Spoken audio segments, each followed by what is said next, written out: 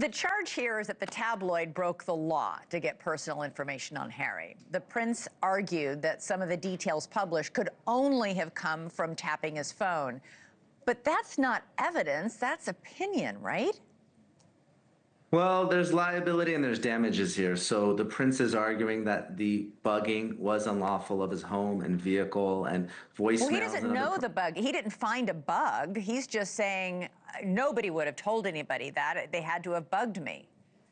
Well, and that's what's being disputed. The Daily Mail and the defense here is saying that they got this information legitimately from leaks in the prince's inner circle. So that's certainly a liability hurdle that the plaintiffs are going to have to clear, but there's certainly others who are going to testify to the same. We have Elizabeth Hurley testifying as early as tomorrow, Elton John. I think the cumulative effect of the plaintiffs will get them across the finish line because we've seen them be successful in previous cases against other British newspapers and tabloids. I think today, though, Elizabeth, was more about the damages and the emotional testimony because, of course, the prince doesn't need the money. He's trying to send a message here. It's like the baseball equivalent of throwing high and inside.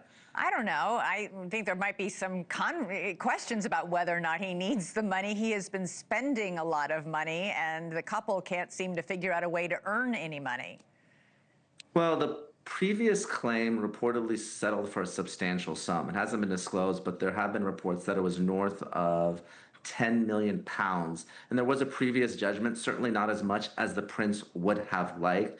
But again, I think this is more personal than financial from the prince. Just reading the tea leaves in his testimony today, so emotional, so combative. And I think one important thing to note here, Kinsey touched upon this a little bit, is in the UK, it is the judge that makes the decision. Mm-hmm. There's no jury in these types of cases. So you have to know your audience and you have to be very careful when you're testifying in these types of cases. Yeah, Kinsey, Harry got particularly upset on the stand today when he spoke about his wife, Meghan Markle, saying the media made his wife's life an absolute misery.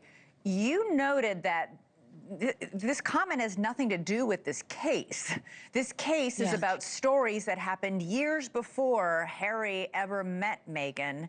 And P.S., polls show the British, like many Americans, hold Meghan Markle in low regard. And what's striking to me is that Harry's testimony undercuts the narrative he and Meghan Markle pushed in their 2022 Netflix series, where they place much of the blame for press leaks on the royal institution and family members. So as the defense is standing there going, are you sure there are no leaks? And Harry's saying, absolutely not. There can't be leaks. Well, let's turn on that Netflix series and watch you and your wife accuse the British royal family of leaking against the two of you. Neama, what are press laws like in Britain? Can the Daily Mail be forced to? The Daily Mail is saying we didn't bug anybody's phone.